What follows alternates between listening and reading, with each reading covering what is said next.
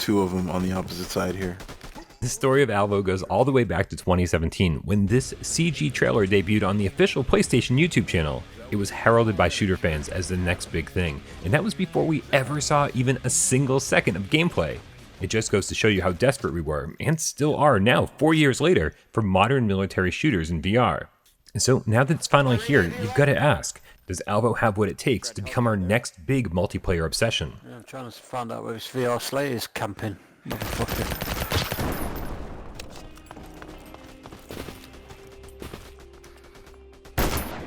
As a 5v5 shooter that focuses on action, running, jumping, sliding, and climbing, ALVO is certainly targeting the Call of Duty or Counter-Strike crowd far more than the slower-paced, more tactical 4v4 PSVR staple Firewall 0 Hour. Running around with the aim, moves, or DualShock 4 is fast and fluid, making you a far more difficult target to hit if you know what you're doing.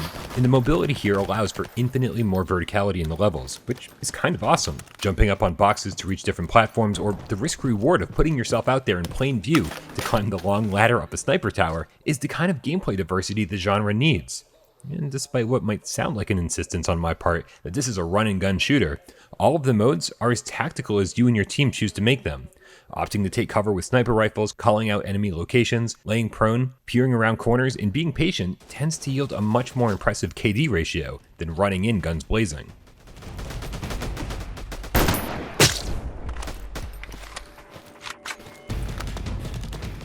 You fucker.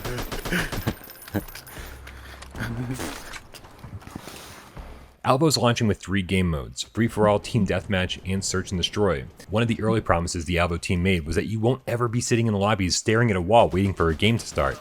And rest assured, each game starts almost instantaneously with bots filling in while you wait for more players to join your game. And while Free-for-All and Team Deathmatch are fun, Search and Destroy, for me at least, was the mode I was most curious about and definitely wasn't disappointed at all. Your team's tasked with either planting a bomb and defending it, or seeking out the bomb the opposing team planted and dismantling it.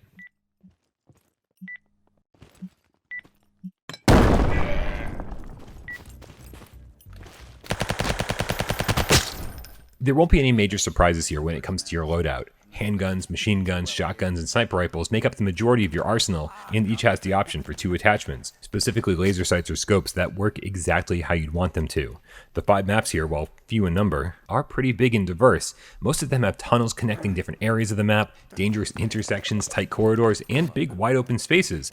In fact, even with 2 teams of 5 going at it, there will be short stretches of time where you're just left wondering where everybody went. And when you take size into account, the levels do look pretty good. There are plenty of low-res textures and shimmering when looking out into the distance, but there's also some great lighting, and in general, you'll be moving too fast to notice the imperfections.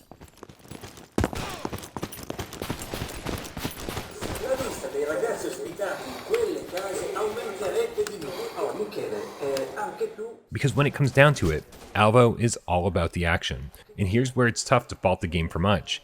The moment-to-moment gameplay delivers on practically all of its promises. The weapons feel good, the in-game chat never falters, and when the music kicks in alerting you that there's only 60 seconds left to the match, my heart starts racing because I know that I need to step up my game and help bring my team to victory.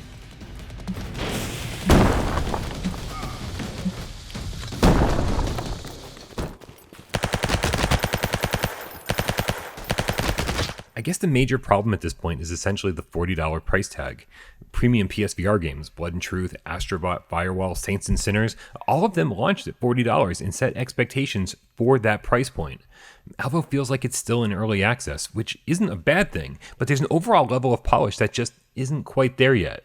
There's currently no progression system, the bots are practically brain dead, and the move support that's in place right now is pretty awkward.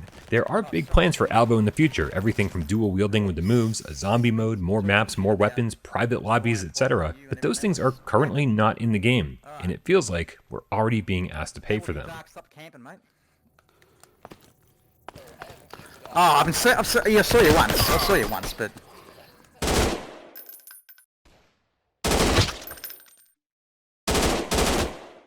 Whether you should or shouldn't buy ALVO really comes down to what you're looking for in a game. If you're looking for a super polished shooter with a ton of depth, well, that's not ALVO quite yet. But if you're satisfied with getting a new virtual playground to shoot your friends in, and don't mind waiting for the updates to come rolling out, then there's certainly already a lot of fun to be had here. And to be honest, if you're the type of gamer that put hundreds of hours into Firewall and expect to do the same with ALVO, then the price shouldn't deter you.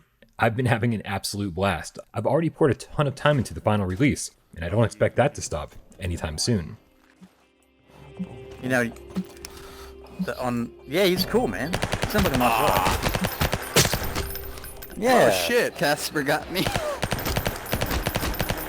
I was lucky enough to be the first paying customer when I got on.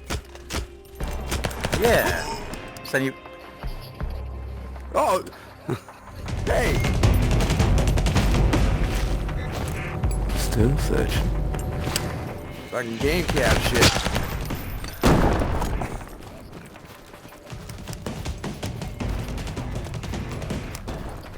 Oh. I hear ya. Well, you know, I just had to drop some people off at the Whoa, airport Casper. too long ago.